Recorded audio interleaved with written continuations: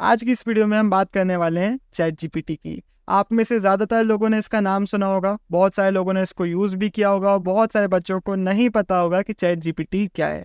ये वीडियो हर किसी के लिए है। इस वीडियो में हम 5 ऐसे यूजेस के बारे में बात करेंगे चैट जीपीटी के, जो आपकी स्टूडेंट लाइफ को बहुत आसान बना देगा। तो सीधे स्टार्ट करते हैं। सबसे पहले चैट जीपीटी है क्या? चैट जीपीटी एक ऐसा टूल है जिसकी मदद से आप हज़ारों काम कर सकते हो, बहुत सारे टास्क को बहुत ईजी बना सकते हो और स्टूडेंट लाइफ में भी ये काफ़ी ज़्यादा काम आता है। गूगल हमारे लिए कितना यूज़फुल है ना, चैट जीपीटी को यूज़फुलनेस में आप गूगल का पापा बुला सकते हो। तो सीधे हम देख लेते हैं कि चैट जीपीटी में आपको साइन अप कैसे करना है। उसके बाद मैं बताऊंगा 5 ऐसे यूजेस जो आपको बहुत हेल्प करने वाले हैं। अगर आपको पता है चैट जीपीटी में साइन अप कैसे करते हैं तो इसको आप थोड़ा सा स्किप कर सकते हो। ये गए हम एक नए विंडो पे और यहाँ पे हमने सर्च किया चैट जीपीटी। अब ये आप फ़ोन पे भी कर सकते हो, लैपटॉप कंप्यूटर में भी कर सकते हो। आपको चैट जीपीटी सर्च करके उसमें टैप करना है और साइन अप करके अपना अकाउंट बना लेना है। ये एकदम सेफ है। यहाँ पे आप अपना ईमेल एड्रेस डालेंगे, कंटिन्यू करेंगे, आपका अकाउंट बन जाएगा। इसके बाद आपको लॉगिन करना होगा। मैं सीधे जाता हूँ जहाँ पे मैंने पहले ही अपना अकाउंट को लॉगिन कर लिया है और यहाँ पे हम देखते हैं चैट जीपीटी के 5 यूजेस। तो चैट जीपीटी का हम स्टूडेंट्स के लिए यूज नंबर 1 मान लेते हैं। आप हिस्ट्री पढ़ रहे हैं और आपको ये जो पैराग्राफ है ये बिल्कुल भी समझ में नहीं आ रहा है, आपको इसकी लैंग्वेज बहुत डिफिकल्ट लग रही है। आपने कॉपी करना है फ़ोन से या फिर लैपटॉप से या फिर कहीं से भी, और बस यहाँ पे आके लिख लेना है रिफ्रेज इन सिंपल लैंग्वेज।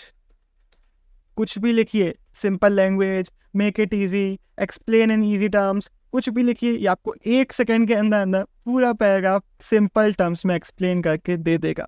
अब कभी कभार ऐसा हो सकता है कि आपको अभी भी थोड़ा डिफिकल्ट लग रहा है, आपने लिखा है ये अभी भी मेरे को समझ में नहीं आया, आपने वापस कॉपी किया, मेक इट सिंपल, वापस से आपको और थोड़ा सिंपल करके दे देगा।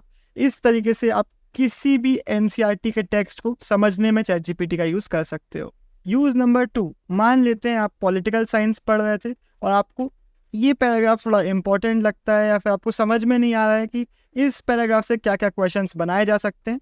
सिंपल आपने इसको कॉपी कर लिया और वापस से आप चैट जीपीटी में गए और आपने लिख दिया make all possible questions from this para, और ये सारे क्वेश्चंस आपको निकाल के दे देगा। अब आपको किसी टॉपिक से क्वेश्चंस चाहिए हो या फिर आपको खुद का टेस्ट लेना हो, चैट जीपीटी आपकी बहुत हेल्प करेगा। भले ही आपको क्वेश्चंस निकाल के दे सकता है, लेकिन ये फिलहाल बुक्स को रिप्लेस नहीं कर सकता। आपको अभी भी क्वेश्चन बैंक्स की ज़रूरत पड़ेगी, फ्यूचर में हो सकता है ना पड़े। अभी के लिए आप सभी को क्वेश्चन बैंक्स लेना है एंड इस क्वेश्चन बैंक को मैंने खुद ने रिव्यू किया है। ओसवाल गुरुकुल की क्वेश्चन बैंक क्लास 12 के सभी ह्यूमैनिटीज़ के मेजर सब्जेक्ट में आपको देखने को मिल जाएगी, तो लिंक डिस्क्रिप्शन में मिलेगा, इनको चेकआउट ज़रूर कीजिएगा। अब सिर्फ क्वेश्चंस के लिए यूज़ नहीं होगा।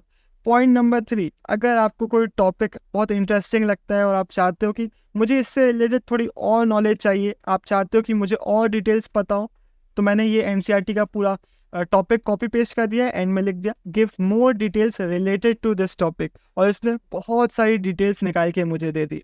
अब हाँ, कई बार ऐसे हो सकता है कि आपको जो जिस तरीके की डिटेल्स चाहिए थी उसने उस तरीके की नहीं दी, आप कुछ और चाहते थे, इसने कुछ और आंसर कर दिया।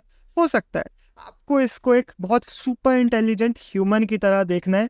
आपको जैसे भी लगे, जो भी लगे, आप इसको लिख सकते हो give more dates related to the topic. क्या लिख दिया है मैंने, लेकिन ये समझ जाएगा और दे देगा, सारी की सारी डिटेल्स निकाल के दे देगा।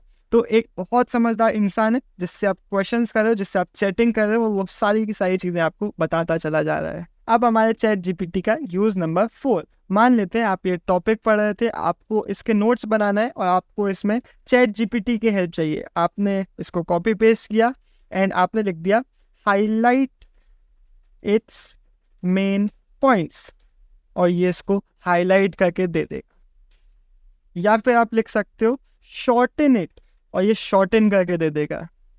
तो अभी तक हमने देख लिया है कि कैसे आप चैट जीपीटी को किसी टॉपिक को समझने में यूज़ कर सकते हो, किसी टॉपिक के नोट्स बनाने के लिए यूज़ कर सकते हो, किसी टॉपिक से डेट्स निकलवाने में, एक्स्ट्रा नॉलेज लेने में, बहुत सारी अलग अलग तरीके से यूज़ कर सकते हो। अब एक 5th पॉइंट है बहुत इंटरेस्टिंग। ये मेरे पास है इंग्लिश का क्वेश्चन पेपर और मुझे इस आर्टिकल का आंसर चाहिए, तो मैंने बस कॉपी किया और यहाँ पे आके पेस्ट कर दिया, लिख दिया आंसर दिस, और ये आंसर करके दे दे। हालांकि यहाँ पे एक छोटी सी प्रॉब्लम भी है। आप आर्टिकल्स निकलवा सकते हो, स्टोरीज निकलवा सकते हो, आप लेटर्स लिखवा सकते हो इससे, लेकिन इसके फॉर्मेट पे मत जाइएगा। फॉर्मेट के लिए आप हमारे CBSE का जो फॉर्मेट है उसको रेफर कीजिएगा, तो जिसके लिए हमें बुक्स यूज़ करनी पड़ेगी।